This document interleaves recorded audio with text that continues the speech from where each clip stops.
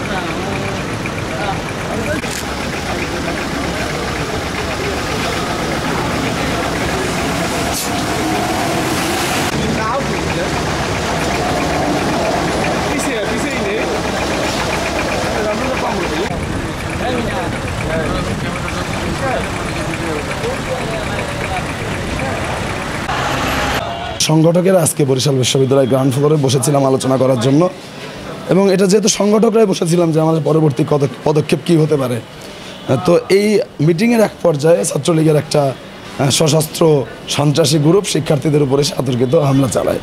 আমরা যেহেতু শুধুমাত্র সংগঠকেরা ছিলাম, আমরা সংখ্যায় ছিলাম হয়তো 18-19 জন, এর মধ্যে ওরা লাঠি সোটা পাইপ টাইপ নিয়ে এসে শিক্ষার্থীদের উপরে একদম হামলে পড়ে, এবং হামলায় আমাদের মোটামুটি অর্থে 15 জনের মতো শিক্ষার্থী আহত হয়। শেরেবাংলা মেডিকেল কলেজে আমরা 9 জন শিক্ষার্থীকে এখনো পর্যন্ত ভর্তি করেছি। তো আসলে কোঠা আন্দোলনের পক্ষে কিছু ছাত্র ভিতরে মিটিং করতেছিল, এটা বিশ্ববিদ্যালয় কর্তৃপক্ষের অনুমতি সাপেক্ষে। তোরা 15-20 জন ছিল। তোরা মিটিং শেষ করছে, যাওয়ার পথে এদিকে আবার কিছু সাধারণ ছাত্র ভিতরে ঢোকার চেষ্টা করছে। তো উভয়ের ভিতরে কথা কাটাকাটি হয়, হাতাহাতি হয়। পরে উভয় পক্ষকে আমরা নিবৃত করি, আইনশৃঙ্খলা পরিস্থিতি স্বাভাবিক। পরে বিশ্ববিদ্যালয় কর্তৃপক্ষ ওই ভিতরে যেসব ছাত্র ছিল তাদেরকে গাড়ি যোগে শহরে নিয়ে গেছে। আপাতত পরিস্থিতি শান্ত। আমার জানা মতে আহত সংবাদ নাই।